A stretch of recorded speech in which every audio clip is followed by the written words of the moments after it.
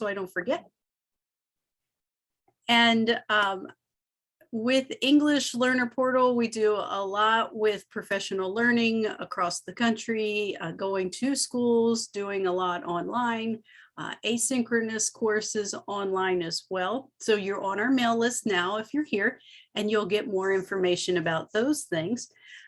Kris is going to do most of the presenting today because he's going to be sharing with you some ideas around how Off to Class can support you in supporting your newcomer students. And we are always, I know always, looking for resources when it comes to newcomer students. And as I scroll through the chat, I see a few folks from some districts that we've been working with. So I know Harnett just signed some folks up for classes.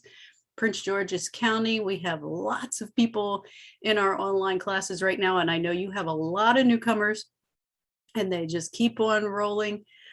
So right now I am in Zuni, Virginia, so not far from Torrey in Richmond there, at a friend's house coming from there. My full-time home is in Little River, South Carolina, just near North Myrtle Beach, but with the fun of online, you can be wherever. So joining you from there today, and I will introduce Kris from Off to Class, and I'll let you give your official introduction for the group. Thanks so much, Kelly. My name is Kris Jagasia, and I work with Off to Class. We're a curriculum assessment and professional development tool for English language learner teams in K-12 districts. And we're a particularly good fit with middle and high school students. And so today, what we really want to be talking about is unlocking the potential of middle and high school and newcomer English learners. And so the idea of today's session is I'm going to show you some examples of content and curriculum and assessments using Off to Class, but we're going to try to make it as practical as possible. So right off the top, giving you ideas on how to develop your own curriculum, your own content, your own strategies. And I'll just show you some freebies over at Off to Class. First of all, if you go to offtoclass.com, everybody here can sign up for a free account, which gives you access to about 150 of our lessons, and you can send our placement up to 20 times. So a lot of the tools I'm going to show you today are actually there. If you want to download lesson content, when you go to Off to Class, you can go to under here, under this drop down ESL lesson plan downloads. I think there's about 50 different downloads available here. So if you wanted to just take the content and use it, that's available to you here. And if you're very ambitious, you're going to spend your Christmas break creating your own lesson content. We actually have a lesson plan template download here on the website.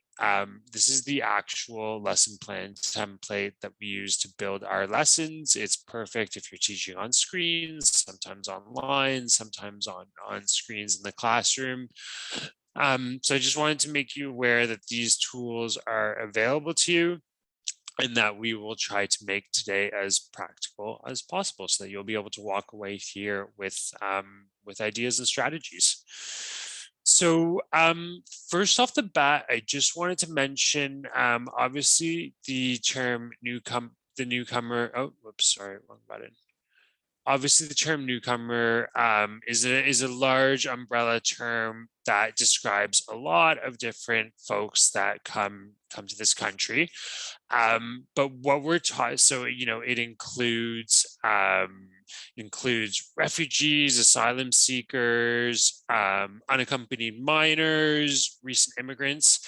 So what we're really talking about here today is newcomers that are accompanied by their family. So recent arrivals to America that are not born in the USA. We're not actually, and that are accompanied by their family. We're not actually talking about unaccompanied minors. That would be a subject for a whole other workshop. So just to kind of, just to give some definition there. So, oh, I already went through this. So a little bit about Off to Class. We are a curriculum assessment and professional development tool for English language learner teams, and we have about 950 ready to teach lessons on our site. So I'm going to show you some examples of some of the content that district teams use with their middle and high school newcomers throughout today's presentation. First off, so refugee and asylum seeker populations are increasing in the United States, especially you'll see the jump between 2020 and 2021. For a lot of us who are working in districts, this is not news to us. We do have kind of fluctuating enrollments coming into our programs. So realizing that the numbers of recent arrivals are going up, specifically speaking about refugees and asylum seekers that are coming into the US. And fascinatingly, when I was preparing for today's presentation, realizing that the distribution, so this graph is talking about total L's by state between 2001 and 2017, not just newcomers, but seeing that some of the biggest percentage changes are not in the states that we typically think of when we think of L populations, you know, kind of like your California, Texas, your New Yorks, but actually some of the biggest percent changes are in places like Arkansas, Mississippi, South Carolina, Kansas, North Dakota. So increasingly, the landscape of L populations is distributed across the country. And then thinking about the value that newcomers bring to society from a cultural perspective. This graph shows you the regions of origins of US refugee arrivals, and you're seeing that there's a huge split in diversity of the original, increasingly of the origination of these folks. So we have students coming from all sorts of linguistic and cultural backgrounds, and you know, I think one of the articles I read really put it very nicely that, you know, in schools, the very presence of immigrant students provides a huge, rich cultural opportunity for our students to expand their cultural knowledge and their capacity to participate fully in a multicultural democracy. So really recognizing that from a cultural perspective in our classrooms, but certainly in society at large, there's a huge opportunity with newcomers coming into the country. And then here we can see on the left that there's a big linguistic diversity when we think about immigrants in the United States. So of course, Spanish, we all know, is a large component of the linguistic backgrounds. But when we think about Chinese, Hindi, Filipino, Tagalog, Vietnamese, French, and 18% here says other, which means you have a huge diversity and linguistic diversity, also representing cultural diversity when we think about the cultural opportunity of newcomers bringing to society. And I could list cultural accomplishments of immigrants to the United States off here ad nauseum, but just some fun facts when I was preparing for today's presentation. In 2009, 8 of the 9 Nobel Prize winners in science were Americans, and 5 of those Americans were foreign-born. Foreign-born Americans won more Nobel Prizes that year than those won from all other nations combined. When you think about literature and music, when you think about some of your favorite authors, when you think about sports, culinary arts, and so many other sectors of the cultural landscape of the United States, there's a huge opportunity that newcomers bring to the table. And when we think about from an economic perspective, some of these statistics actually surprised me quite a bit. There is a humongous economic component to to immigration in the United States.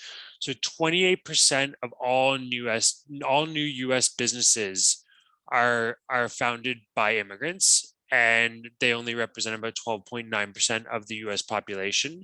And in certain states, that stat increases immensely, to the point where there's a 44.6% share of all new California businesses are founded by immigrants. Of course, a lot of us already know that new tech startups in Silicon Valley are disproportionately founded by immigrants, and that nationally, 40% of Fortune 500 companies were founded by either first or second generation immigrants. So there's a huge economic opportunity that newcomers bring to the country. And from a cultural and economic perspective, this is an opportunity that we really don't want to miss, that we really want to make sure that we're putting our best foot forward in being sure that we're able to tap into this opportunity.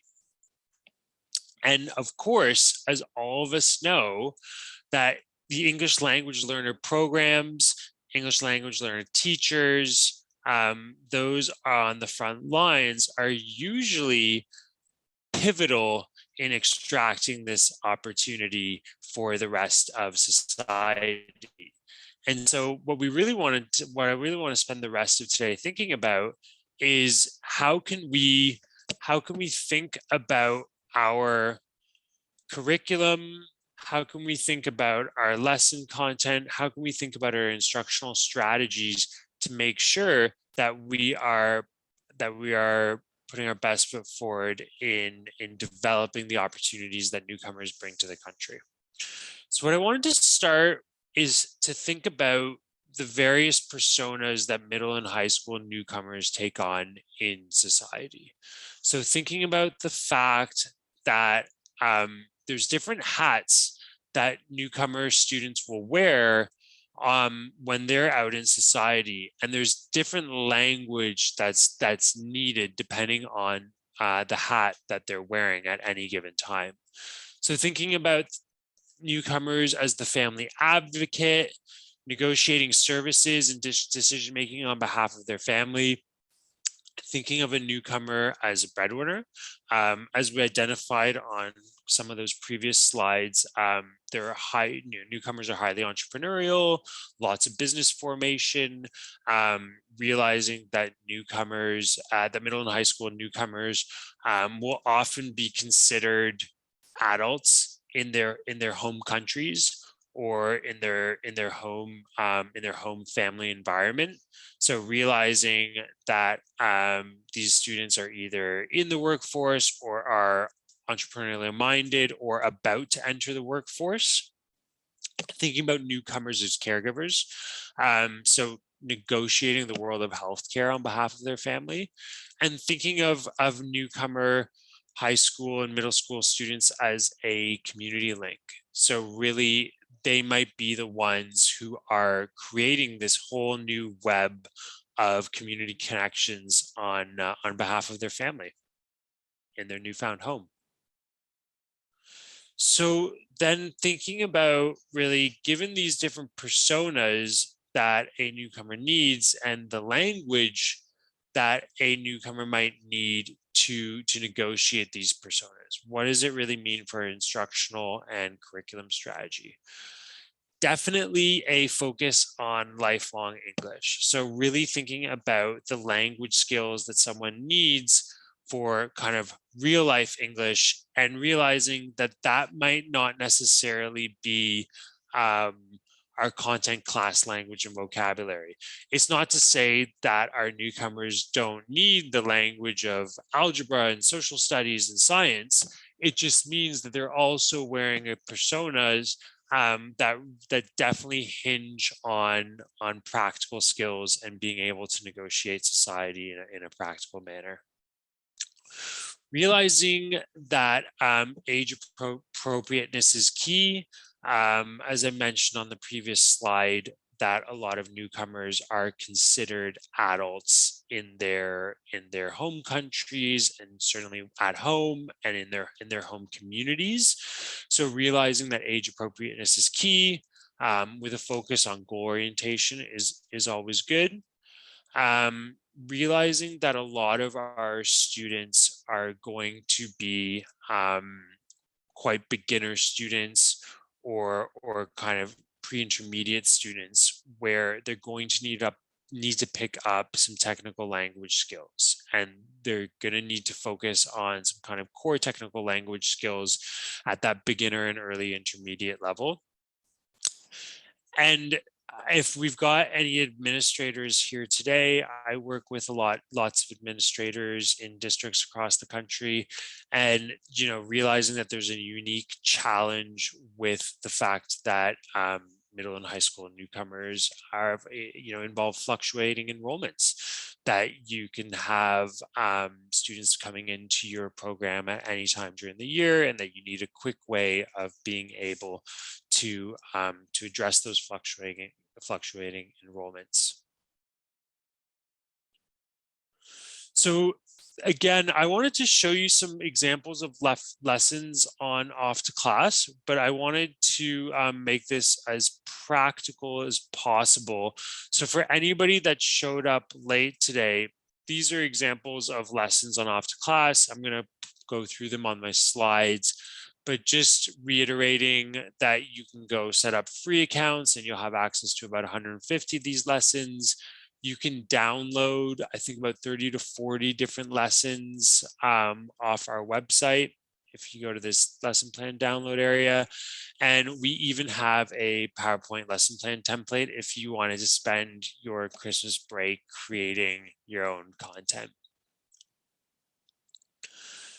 So in the on the theme of real life skills, of developing content that really focuses on job readiness, entrepreneurship, and other critical life skills, in our beginner curriculum at Off to Class, we have an entire unit on jobs and routines, really noting that, that entrepreneurial mindset that a lot of our middle and high school newcomers are already ingrained with. You'll probably notice on our lessons that some of the folks are a little bit older in the pictures. That's really thinking about that idea of age appropriateness. This is the teacher notes that go along with this lesson. You'll notice that the unit really is talking about people and their jobs, but we try to also integrate, especially at the beginner and early intermediate level, a lot of those technical language skills that I mentioned, realizing that a lot of our middle and high school newcomers might have a low level of English, and being able to explain things from a technical standpoint is great, and blending it through a goal-oriented lesson can be really helpful. So just some ideas for when you go ahead and kind of create your own content, your own lesson plans, some different thematic ideas. This lesson focuses on all 4 skills. So there's listening, reading, speaking, and writing. Here, there's a lot of listening for specific information on this recording, being able to identify different jobs, being able to talk about them, about what each job entails. Again, just some ideas for building content. I think, using positive role models is always great for, people that might look like our newcomers. That might look like people that live in their home community or in their home country. I think is always a strong way to approach things. Using a variety of different jobs. There's a good and then this is the portion I mentioned around being able to work in with that vocabulary, some of those technical areas of the language, where we want some takeaways at the end of the lesson.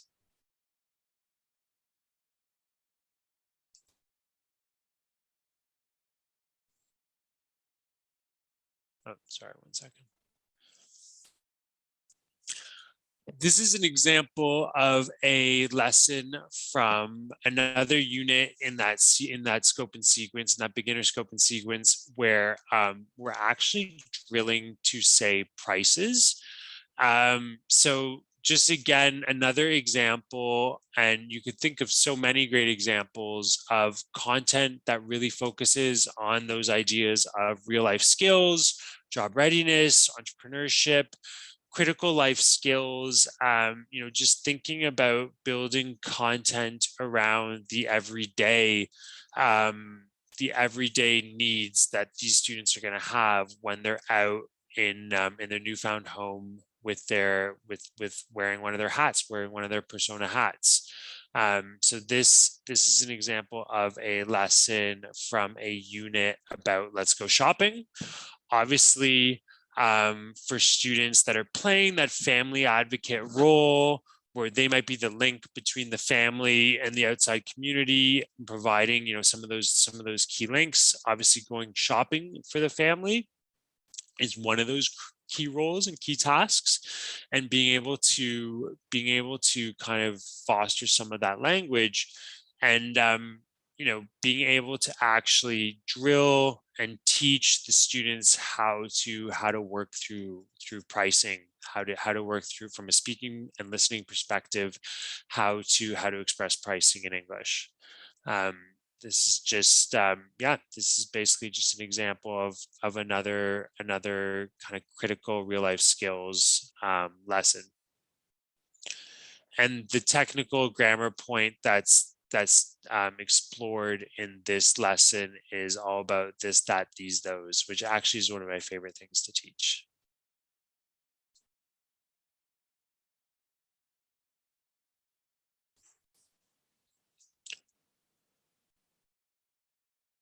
Other lessons and content ideas at Off to Class, we have a big category of single skill speaking lessons. This one is about a visit to the doctor. So that again is an example of trying to hone in with your middle and high school English learners, thinking about the different personas that they might play, where they're going to need some of that critical language. One of the personas I identified up here was the caregiver. Some of your middle and high school newcomers might be negotiating healthcare on behalf of the family. Developing lesson content that gives them the skills to be able to negotiate a visit to the doctor could be a fantastic kind of single skill speaking activity that you could develop around that. This is an example of one of the speaking activities on Off to Class. It's about a visit to the doctor. We start off by exploring, some of the key language that you would need when you go see the doctor. And by the end of the lesson, we're basically providing some scaffolding where we're getting the student to use some of that target vocabulary and language in a conversation, in a free-flowing conversation. And the homework activities that are linked to a speaking activity like this, there's a speaking recorder where the student can practice on their own time and record themselves and deliver that back to you, which can be a great strategy for your own content building. Or we provide the option to the student to write. So just another idea of a goal-oriented lesson where you're trying to really hone in on the ideas of what are the personas that my students are needing to play, and what's achievable in one lesson. So that's really the idea of a single skill speaking lesson like this. This is an example of a business English lesson on Off to Class. Now, most folks that use our business English lessons, typically the use case would be kind of for community college or young adult programs, or we also work with a lot of adult programs. But recently, high school newcomers, teachers that we work with in different districts, they've been getting a lot of use out of some of these business English lessons, specifically because what we've noted when we've polled the teachers that are using them is that it really does foster that kind of idea of real life skills, and noting the that breadwinner persona that I was mentioning, and also noting the fact that newcomers are very entrepreneurial and very economic focused. And so just noting that the ability to create a CV, the ability to even understand what a cover letter is, all fantastic goal-oriented skills when you go and think about the type of content you want to be making for your newcomer lessons. This is the note I wanted to make on age. Did I stop sharing? Sorry about that. 1 second. There we go. This is just the note I wanted to make about age appropriateness. So the content that we're using for our middle and high school newcomers typically, or in many cases, depending on the students, our middle and high school newcomers are coming into our districts with quite a lot of life experience. A lot of growing up happening quite quickly in that typical life experience, and in their countries of origin, in their home communities, within their family units, they very well might be considered adults or young adults or almost adults. So some of those fun, awesome games and tools that we built for our elementary school students, they might not be the same tools and same kind of content themes that we use with our middle and high school newcomers. Just noting that a certain level of age appropriateness is always a good idea to think about when we're creating content for middle and high school newcomers.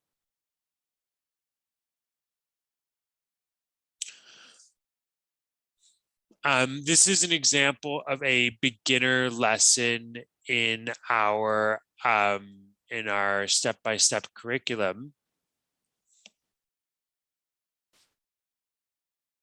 And I will just scroll over to the lesson now to show it to you. So this is the lesson library on Off to Class, and these are all the beginner curriculum lessons. And some of the units are quite basic. So they're starting with if I open up the first lesson in the sequence,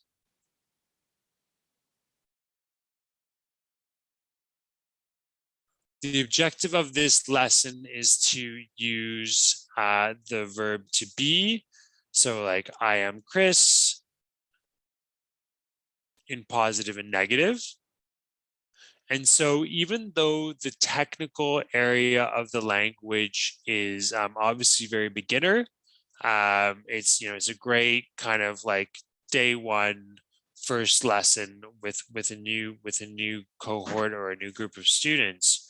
But even though the language is quite basic and the objectives are quite basic from a technical perspective, you can see that we've still been able to incorporate kind of a good, solid, age-appropriate framework into some of the visuals and some of the audios that are being used. And just an idea, if you've been tasked to prepare content for middle and high school newcomers, to keep that alive in the idea of your own content, that age appropriateness is key, even if you might be exploring parts of the language that are at a beginner level. It can be, we've seen it quite a bit, that if you're teaching a student quite beginner parts of the language, like for example, the verb to be, you might, the resources that might be available to you might look a lot like this. and depending on your district profile and how the curriculum kind of in instructional strategies have been developed. So your content might look like this, but you want to think about steering your content that might look a little bit more like this.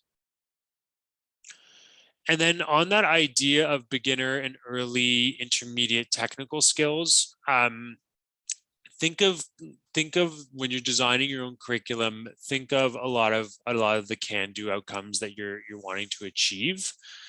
This is an example of the can-do statements from Off to Class, our beginner curriculum.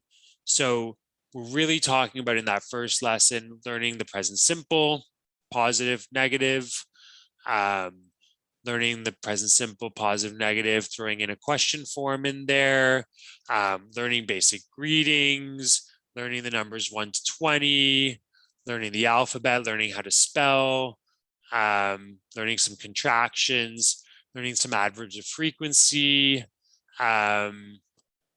learning how to place an order for something. So really trying to get into some good, solid, technical kind of can-do outcomes when you're going ahead and designing your lesson plans and your curriculum for your own lessons. And the final point I wanted to talk about today was this is really targeted towards any administrative folks that we might have here today. Of course, there's an administrative challenge when we have fluctuating student enrollments, both from a student and staffing perspective. Obviously, staffing issues, across districts across the country are challenging this year. But there's also the reality of students ending up in our programs at any time during the year is very much something we want to consider. What we would suggest is using an easy to deploy placement test to at least get some level of a barometer on the technical kind of ability and proficiency of your students when it comes to the English language. It can go a long way in clearing out some of that guesswork that might be needed on day one. So if you do have a placement test available to you, that can be a great starting point. And yeah, then it can go a long way to saving some time in figuring out what is the best curriculum and kind of intervention practice for this particular student. On Off to Class, the one I mentioned is there is a placement test, and this is an example of the results on the placement test. And this is a grammar proficiency level, but most importantly to the actual level, what I'm able to do after I assign this to a student, I might not know much about this student. This may be the student's first day in my classroom, but if I'm able to have the students sit this test, we produce something called the gap analysis, where we're able to outline different technical areas of our lesson library, different interventions that are linked to errors the student made on the placement test. So it can create a fantastic starting point for working with the student. As you're learning about the student, as you're taking time to learn about the different personas the student plays, the different needs the student plays from the needs the student has from different language and life skills they're trying to foster, you at least have a starting point here of different elements of the technical side of the language that the student needs help with. So on those free accounts that I mentioned at Off to Class, you're able to send the placement test 20 times. So that's why I wanted to just point it out that if most of the ideas I shared here today at by giving Off to Class lessons as an example, you could take these ideas and build your own content.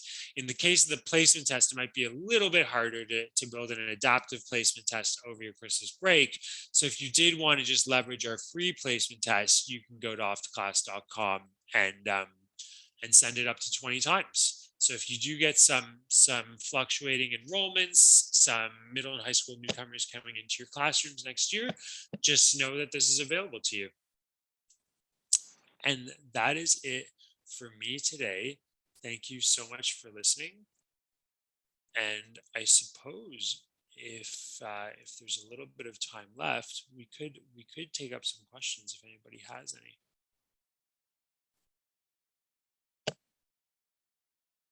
I think we have a few minutes there. So if anyone has a question for Kris and his team, or for me and how we've worked on incorporating off to class for different districts around, please feel free to unmute, speak up, use the chat. Hello, I had a quick question. Sure. I can't unmute. I'm actually driving. Get my kids, but I wanted to know, is this platform, I know you guys talked about, the limit and how many you can download. Is this a platform where whatever we download, we kind of have copyright to use it, whether it's to write curricula, whether it's to give a lesson to students, create a test, things of that nature? That's what or is there like a purchasing that needs to happen for that? No, that's a great question. No, so if you go to Off to Class, you've got 3 free options. You've got a free account that would give you access to 150 lessons and 20 placement tests. If you wanted to use those 150 lessons, then that would be in the platform, like it kind of like in the website. But so you wouldn't necessarily have a copy of those. But if you wanted to use our lessons as inspiration for your own curricula, absolutely. I mean, that's available to you. No one's going to stop you from doing that. You're not able to take screenshots and reuse them, but the exception to that is on our website, these lesson plan downloads, you're welcome to use those however you want. Obviously don't sell them, but yeah, no, for your own content kind of repurposing. Yeah, absolutely. Does that make sense? Yeah, thank you. And I think that also answered my second question, because I was trying to figure out, when I was looking at that speaking practice, if it was what it worked with in terms of a platform. But it sounds like you're saying the download piece is for the lesson planning, but the actual interactive functions, they would have to do within the website, correct? Yeah, that's right. So if you went to our downloads and you filter to the speaking activity section, you can see here there's a bunch of speaking activities. Here's one on books and reading. You can download that here, and then you'll have a PDF copy of it. But if you wanted to use it in a more interactive way, the way I am kind of here, I've got my listening activities, my speaking activities, I can draw on it, I've got the teacher notes, all that stuff. This is when you're actually logged into the platform and using it. And for this type of thing, you've got 150 free lessons on the platform. But for using the actual copy of the lessons, that's on the downloads, if that makes sense. Yes, it does. Thank you so much. I'll have a recording for everything you just showed, but thank you. Perfect. And you can, if you have any questions when you're popping around here, there's a little chat widget here, and you can just pop your questions in there. My staff's really good at helping you out.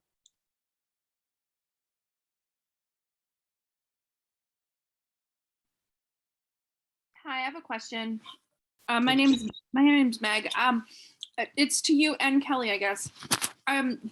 Have you sort of formed any communities or seen any teachers forming communities where they're kind of working together on curricula, lesson plans, or unit building?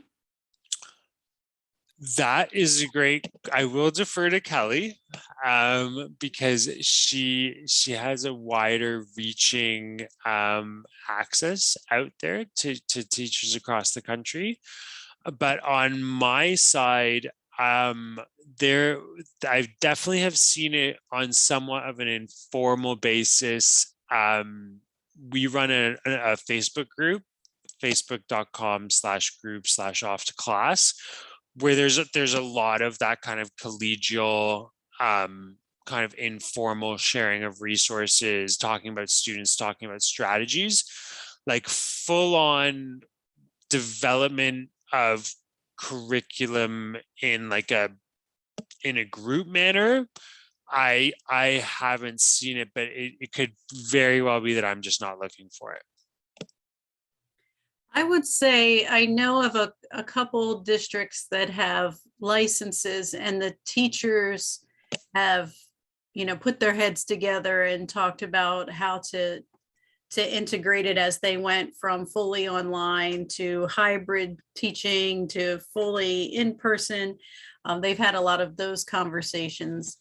And I can think of one district where there is mention in the curriculum that they have, there's mention of off to class lessons, and they talk about how this off to class lesson supports this piece of the curriculum. If you want to send me that question in an email, I'll put you have my email because you got the invitations through there. But if you send that question to info@englishlearnerportal.com, I can try to connect you with someone who has been playing around with those ideas, and maybe you can get some collaboration going. Okay, thank you. I appreciate it. And actually, thank you. I will do that, Kelly. Sure. Then follow up to this is, would students have to have their own accounts, or would they go under the teacher account? And the reason I'm asking is I teach in Massachusetts, and our district is now part of the Student Data Privacy Consortium that requires platforms and sites to sign, basically be part of like an approved list. If any time a student's information is collected.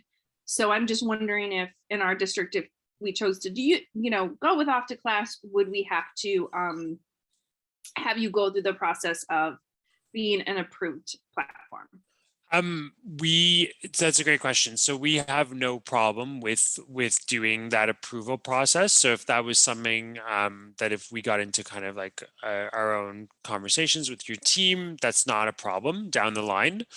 But you've got a couple choices here. So if you just wanted to casually use off to class, but you didn't want to go through the approval process there, or you didn't want us to have to go through the approval process there, you can use the content in a live synchronous manner.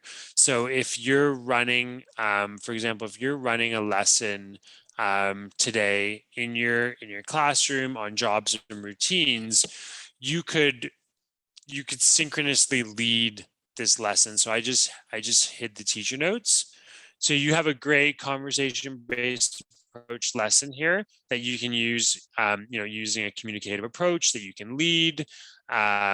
It's got the listening activities baked into it. A lot those technical sides of the language are baked into it. There's usually opportunities for reading, writing, so it's across the domains. And then the only caveat is, because you're not registering the students to the lesson, because you don't want to share their information, you wouldn't be able to like send them the homework, but you could still do the homework as a group, or put it up on the whiteboard and have the students work in their workbooks or on worksheets. Because you can preview the homework from here. It's just that you wouldn't be able to send the homework, if that makes sense, because you wouldn't want the students to have accounts in that case. Right. Okay. Thank you.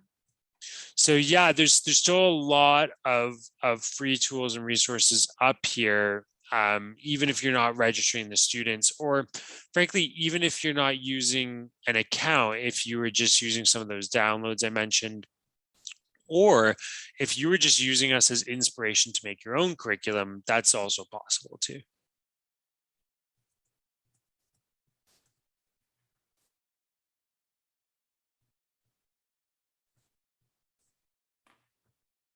Hey, what other questions do you have?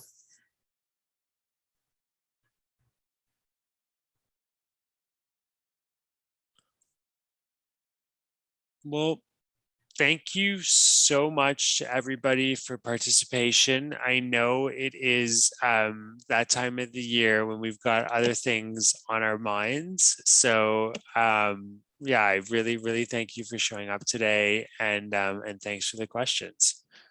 And look forward to hearing from you and working with you potentially in the new year. Thank you so much for joining us. Thank you, Kris and team, for sharing with us and for the input from the group.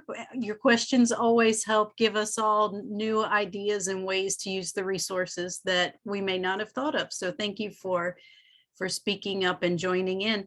You'll get a link to the video in your email later this evening or tomorrow, depending on how long that process takes. And feel free to send Kris or I an email, follow-up questions, anything you would like. Thank you again for joining us.